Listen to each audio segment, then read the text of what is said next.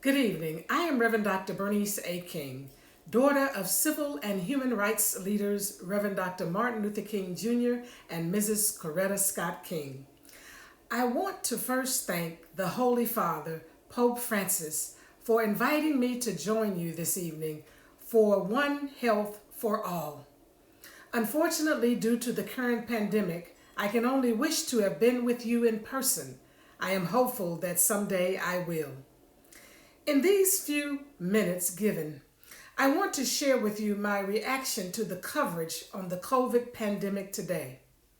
We are here because we know that women and children in the South Sudan are suffering, and it is no secret that the pandemic has aggravated the situation. Today, healthcare is considered a commodity when it should be treated as vital as clean air and water. I am awestruck as I'm reminded of some of the things my father warned us about 55 years ago, which is happening right now. He said, of all the forms of inequality, injustice in healthcare is the most shocking and inhumane. He was speaking of a virus far more deadly and lasting than the current pandemic.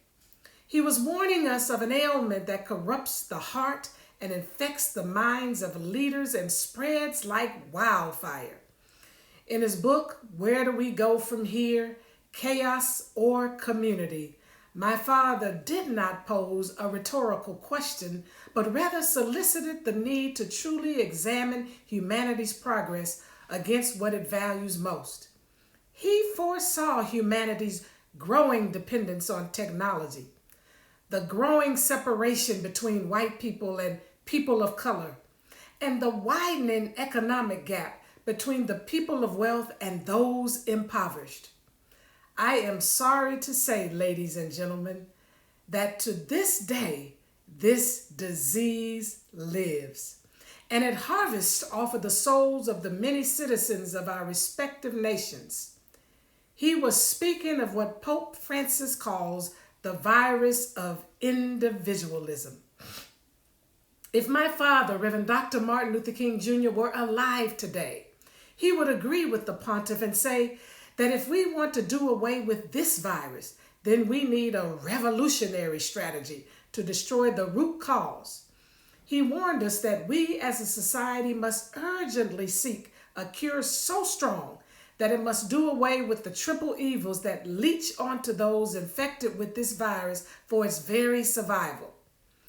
I am here to tell you that this virus of individualism still flourishes today through these triple evils of human destruction.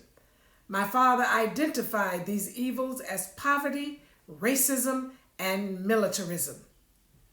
Unlike the asymptomatic signs of some viruses, we can see the faces pop up on our social media wall every day when we swipe up with no regard to the pain and suffering that is spreading. We see it in the pictures and videos of young people marching peacefully for an equitable society, and yet are confronted with a militarized police force that brutally attacks them in order to retain its control. We see the faces of these three deadly siblings on the news when a disproportionate amount of Black and brown people suffer due to the lack of basic access to medical care and are impeded from enjoying life with their families because their employers, who make up the 1% of the richest in the world, continue to grow their pockets by not providing a livable wage because they choose the bottom line over the people that work for them.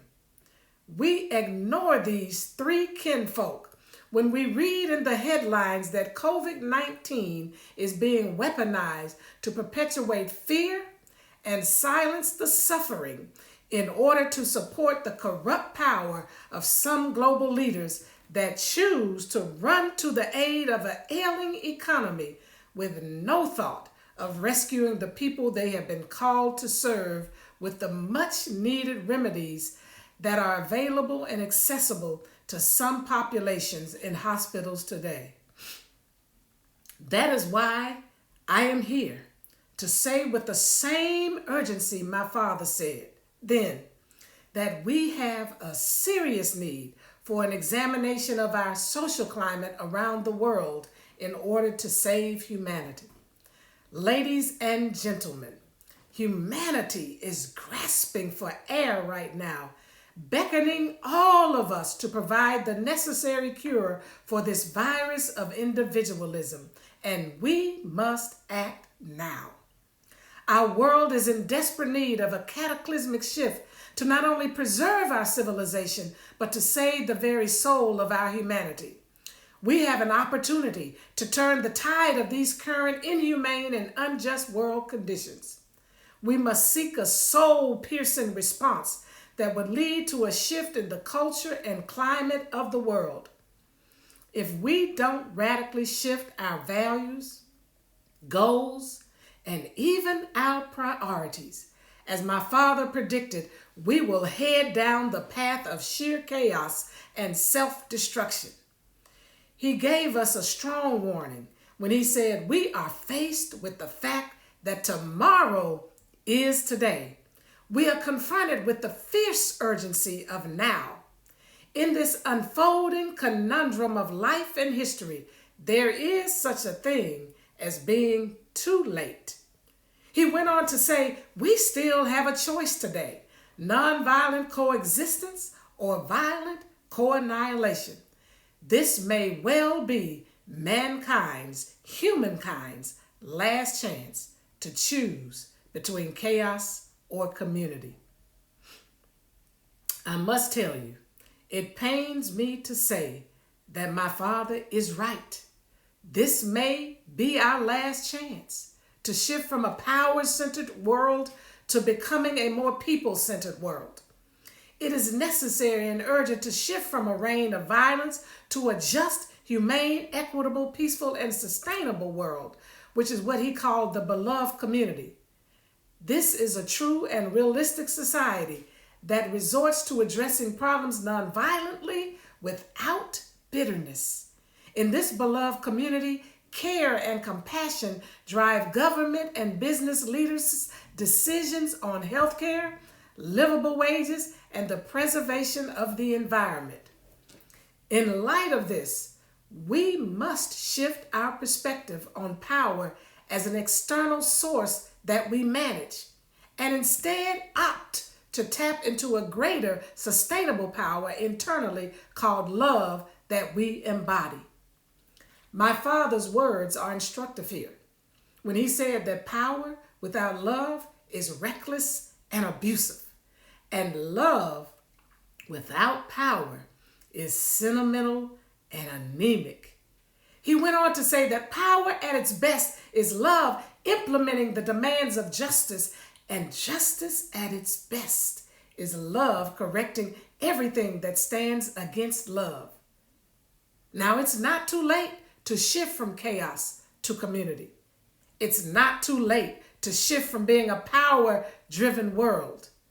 With the power of love, we are able to create the beloved community which fosters true respect, true love, true dignity, true justice, and true equity. You can help us create the beloved community by visiting thekingcenter.org and joining with me and the King Center in our Be Love campaign. For when we are love-centered rather than power-centered, we will respect and value other perspectives and cultures by searching out ways to coexist without violating the dignity of another. When we are love-centered, we will work together to determine a fair way to share and distribute wealth and resources with the intent to eliminate worldwide poverty so that we do not have to hold gatherings like this to raise funds for a much-needed hospital to serve women and children. When we are love-centered, we distribute wealth in a manner that people have access to a livable wage, are able to obtain food and clothing, shelter, clean air, fresh water, equitable education for their children, and all of those healthcare opportunities that are currently afforded to those in the room which protect, prevent, and cure. Let us be love and actively pursue the opportunity to unite and work together in peace and harmony with people of different cultures and faith, fostering care for the environment because we recognize the intricate and delicate tapestry of the interconnectedness that we share with each other and the world we live in. Tonight, I leave you with the same warning my father gave us, that if we don't actively tap into the only indestructible force called love that lives inside of each and every one of us, and embrace nonviolence in our quest to create the beloved community, then this virus of individualism will lose control of the giant triplets of evil, poverty, racism, and militarism, and we will get to a point of where it will become incapable of being extinguished. Now is the time for us to make the choice between the chaos that leads to violent co-annihilation, or to choose to embrace the indestructible force that heals lives, saves souls, and leads to peaceful coexistence. Let's be love and choose nonviolence as the way. Thank you, and God bless you.